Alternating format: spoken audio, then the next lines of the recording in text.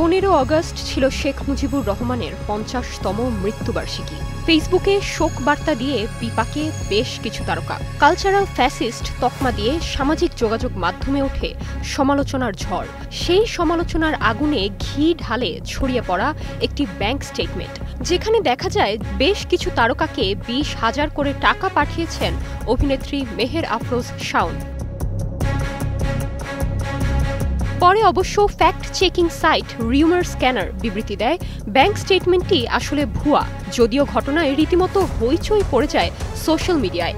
গুঞ্জন ওঠে শেখ মুজিবকে নিয়ে পোস্ট দিতে অভিনেত্রী শাওনের থেকে ঘুষ নিয়েছেন তারকারা। এ ঘটনার জেরে ঢাকা বিশ্ববিদ্যালয়ে তারকাদের ছবিতে জুতা নিক্ষেপ কর্মসূচির ঘটনা ঘটে।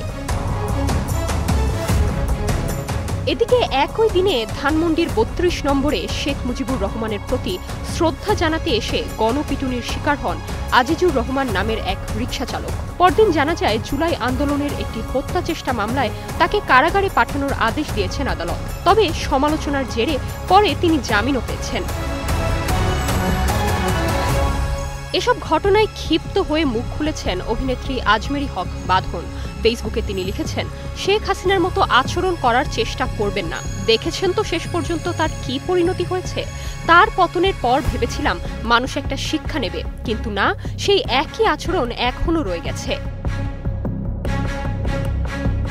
টাকার বিনিময়ে পোস্ট করার দাবি প্রসঙ্গে বাঁধন বলেন, আপনাদের অবস্থা এতই সস্তা হয়ে গেছে যে লজ্জা লাগে। প্রথমে রটানো হলো আমি নাকি জুলাই বিদ্রোহে শিক্ষার্থীদের পাশে দাঁড়ানোর জন্য 200 কোটি টাকা নিয়েছি। এবার নতুন গুজব ছড়াচ্ছেন শেখ মুজিব নিয়ে পোস্ট করার জন্য নাকি 20,000 টাকা পেয়েছি। তাই 200 কোটি থেকে 20,000, এত বড় ঝুঁকি কি কেউ এমন অল্প টাকার জন্য নেয়? কি হাস্যকর সার্কাস।